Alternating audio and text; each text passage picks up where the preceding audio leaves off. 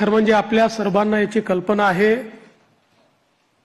की यावेळची निवडणूक एक अतिशय ऐतिहासिक अशा प्रकारची निवडणूक राहिली आहे आणि या निवडणुकीचं विश्लेषण करायचं झालं तर मी असं म्हणेन की या निवडणुकीने एक गोष्ट आपल्या समोर निश्चितपणे ठेवली आहे, ती म्हणजे एक है तो सेफ है आणि मोदी है तो मुमकिन है। मोदीजींच्या नेतृत्वामध्ये देशामध्ये विजयाची मालिका ही लोकसभेनंतर पुन्हा एकदा हरियाणापासून सुरू झाली आणि महाराष्ट्राने जे मॅन्डेट या ठिकाणी आपल्याला दिलेलं आहे, खरं म्हणजे महाराष्ट्राच्या जनतेला मी साष्टांग दंडवत घालतो अशा प्रकारचं मॅन्डेट महाराष्ट्राच्या जनतेने आपल्याला दिलेलं आहे। विशेषतः या संपूर्ण प्रक्रियेमध्ये आपल्या सोबत पूर्णपणे तनमनाने या ठिकाणी असलेले महाराष्ट्राचे मुख्यमंत्री माननीय एकनाथराव शिंदेजी आणि महाराष्ट्राचे उपमुख्यमंत्री सन्माननीय अजितदादा पवारजी यांचे देखील मी अतिशय मनापासून आभार मानतो आणि तद्वतच आमचे आरपीआयचे नेते रामदास आठवलेजी आणि आमच्या सगळ्या मित्रपक्षांचे देखील मनापासून आभार मानतो। खरं म्हणजे अतिशय महत्त्वाचं अशा प्रकारचे वर्ष आहे। एकीकडे आपण सगळे लोक ज्या प्रक्रियेतनं निवडून येतो ती प्रक्रिया ज्या संविधानाने आपल्याला दिली, भारतरत्न डॉक्टर बाबासाहेब आंबेडकरांनी तयार केलेलं आमचे संविधान, या संविधानाची 75 वर्ष पूर्ण होत आहेत आणि म्हणून सर्वार्थानं एक अत्यंत महत्त्वाचं अशा प्रकारचे वर्ष आहे।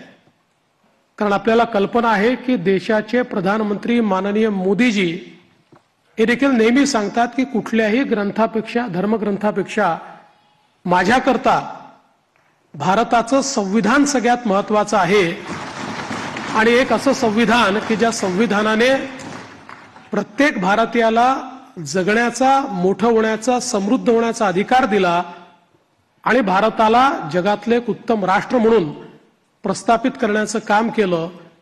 अशा या संविधानाच्या 75 वर्ष पूर्ण होणाऱ्या अमृत महोत्सवी वर्षात पुन्हा एकदा या ठिकाणी आपण सरकार स्थापन करतोय। दुसरं, आपल्या सर्वांना कल्पना आहे की ज्यांनी समस्त हिंदुस्थानामध्ये मोगली आक्रमणानंतर आमची श्रद्धास्थानं जी उद्ध्वस्त झाली होती त्या सर्व श्रद्धास्थानांचं पुनरुज्जीवन केलं, त्या राजमाता अहिल्यादेवी होळकर यांचंही 300वे जयंती वर्ष हेच आहे। त्यामुळे मला असं वाटतं की ही देखील एक अत्यंत महत्त्वाची गोष्ट आहे। त्यासोबत ज्यांनी इंग्रजांच्या विरुद्ध जल, जमीन आणि जंगल वाचवण्याचा लढा उभारला आणि खऱ्या अर्थानं इंग्रजांना सळो की पळो करून सोडलं, ते भगवान बिरसा मुंडा यांचीही 125वी जयंतीचं हे वर्ष या ठिकाणी आपण साजरं करतोय। आणि अर्थातच आपल्या सर्वांचे लाडके नेते ज्यांनी नवभारताची संकल्पना मांडली, जिची मुहूर्तमेढ केली, आज मोदीजींच्या नेतृत्वात जो नवभारत तयार होतोय त्याचा पायवा ठेवणारे श्रद्धेय अटल बिहारी वाजपेयीजी यांचं देखील हे 100वे जयंती वर्ष आहे। त्यामुळे अशा या अत्यंत महत्त्वपूर्ण वर्षामध्ये महाराष्ट्राच्या जनतेने ही सगळी जबाबदारी आज महायुतीवर या ठिकाणी सोपवलेली आहे। खरं म्हणजे इतका मोठा जनादेश हा आपल्याला या ठिकाणी जनतेने दिलेला आहे की या जनादेशातून मी एवढंच म्हणेन की आनंद आहे, पण त्याहीपेक्षा जबाबदारी आपली वाढलेली आहे.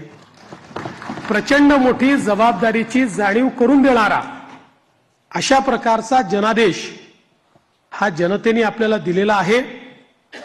आणि विशेषतः आपल्या लाडक्या बहिणी असतील, आपले लाडके भाऊ असतील, आपले लाडके शेतकरी असतील, आपले लाडके युवा असतील, या सगळ्यांनी आणि समाजातल्या दलित, वंचित, ओबीसी, आदिवासी सगळ्यांनी जो जनादेश आपल्याला दिलेला आहे त्या जनादेशाचा सन्मान राखण्याचं काम हे आपल्याला करावं लागणार आहे.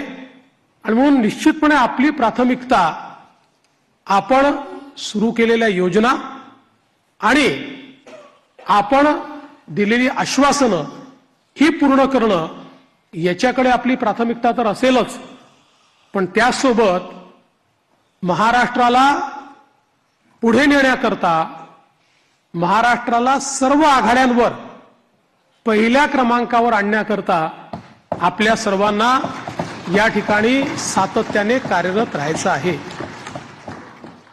आपल्याला कल्पना आहे की 2019 साली देखील जनतेचा कौल आपल्याला मिळाला होता.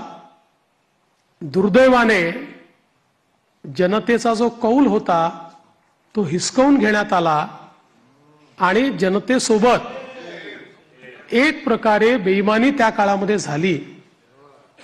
मी काही त्या इतिहासामध्ये जाऊ इच्छित नाही, एक नवीन सुरुवात आपण करतोय, पण या गोष्टीचा निश्चित उल्लेख करेन की सुरुवातीच्या 2.5 वर्षामध्ये ज्या प्रकारे वेगवेगळ्या पद्धतीनं आपल्याला त्रास देण्यात आला, आपल्या आमदारांना त्रास देण्यात आला, नेत्यांना त्रास देण्यात आला, अशाही परिस्थितीमध्ये मला या गोष्टीचा अभिमान आहे की 2.5 वर्षात एकही आमदार आपल्याला सोडून गेला नाही. सगळे